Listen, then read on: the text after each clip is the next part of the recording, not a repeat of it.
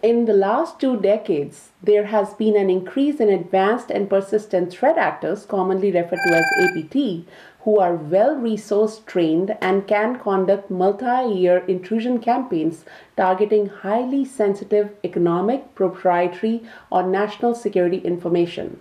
So we need to think beyond this perimeter security, such as firewall and network intrusion detection systems, which many organizations have been traditionally used to protect their systems and environment from attackers. To track such attacks, many companies now use Lockheed Martin's kill chain model, which outlines steps an adversary uses to carry out these cyber attacks.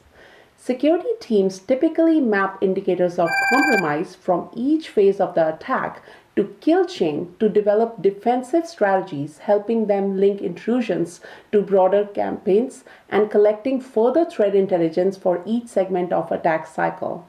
In this video, we will review different phases of an attack and steps security teams can take to detect and stop an attacker at each phase. In the end, I will also go over how I use kill chain to guide me in making security investments for organizations. Hi, my name is Reet Kaur. Welcome to Security, where we will together explore information security and leadership concepts using simple ways that anyone can understand. Even after a decade of inception, Cyber Kill Chain remains one of the most useful models for identifying and addressing the various technological and human elements of an intrusion. Cyber Kill Chain framework is used by many organizations to identify and prevent advanced persistent threats, prevent exploitation, data breaches, and phishing attacks. So let's discuss the 7 phases of cyber kill chain and how we can prevent it from happening at each and every phase. First phase is reconnaissance. Whether it is cyber warfare or real-world attacks, they all start with the reconnaissance where attackers are focused on gathering information about their target. They usually carry it out by crawling or scanning the internet for details related to target's various systems and activities. At this stage, the attacker seeks for maximum open source intelligence, commonly referred to as OSINT, about the organization, which may reveal weak points or vulnerabilities in their systems. Attackers focused on social engineering their target organization's employees may start with LinkedIn, Facebook, and other social media sites. For example, in a recent attack targeting an aerospace defense contractor, the attacker posed as an aerobic instructor for a few years before executing the attack. This shows the persistent nature of APT attackers, where they are playing this long game to steal intellectual property from one of the most technologically advanced verticals.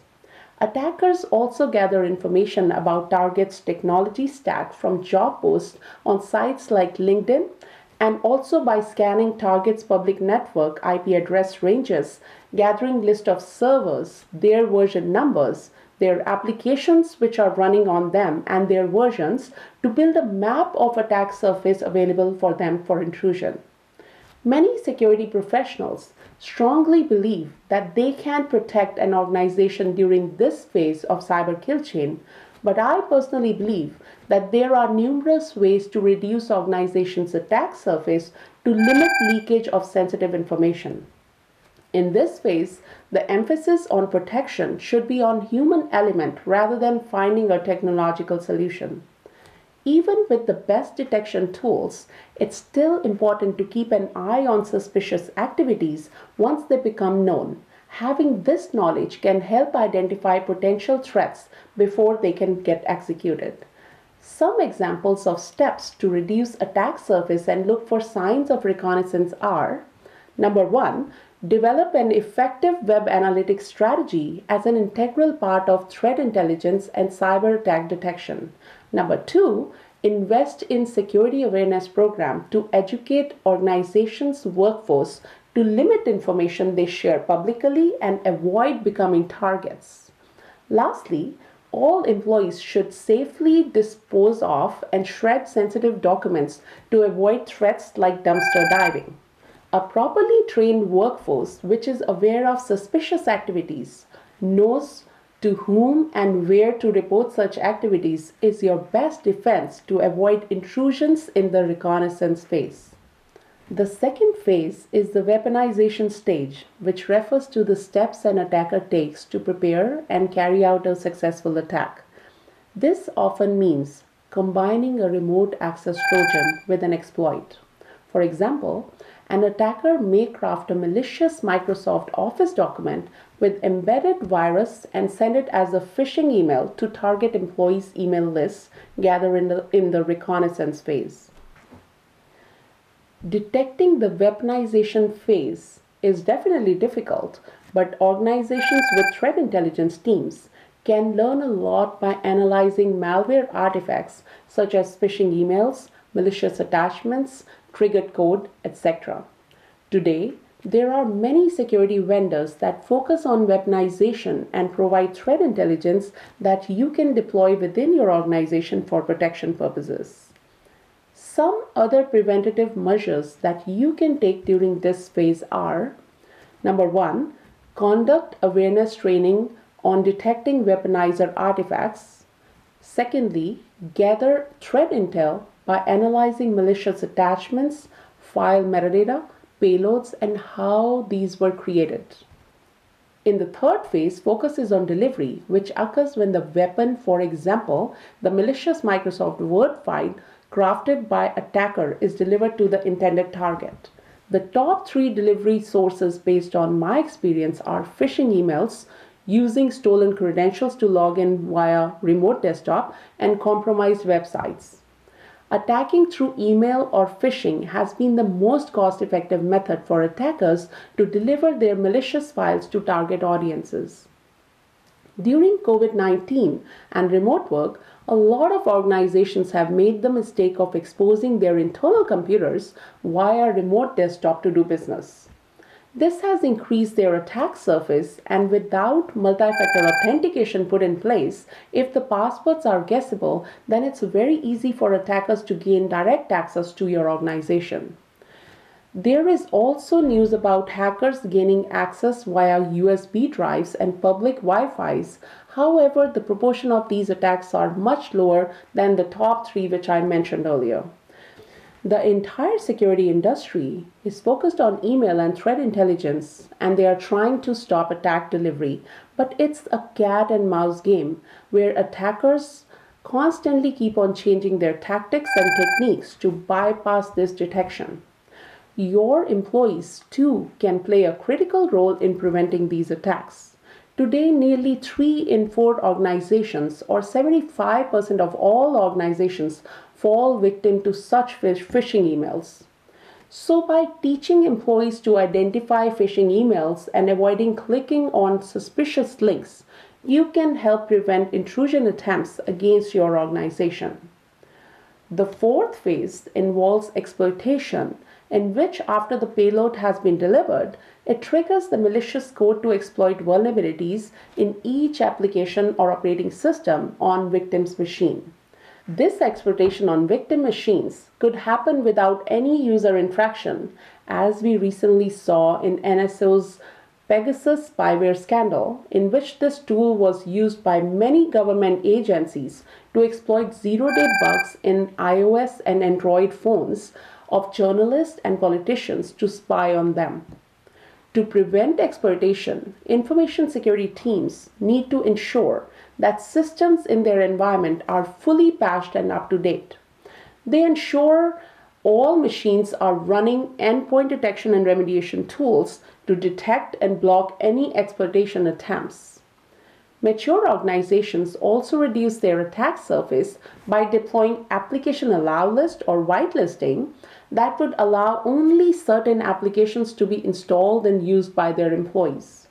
Conducting penetration tests and vulnerability scanning on a routine basis also validates efficacy of organizations' patch management programs. Number 5.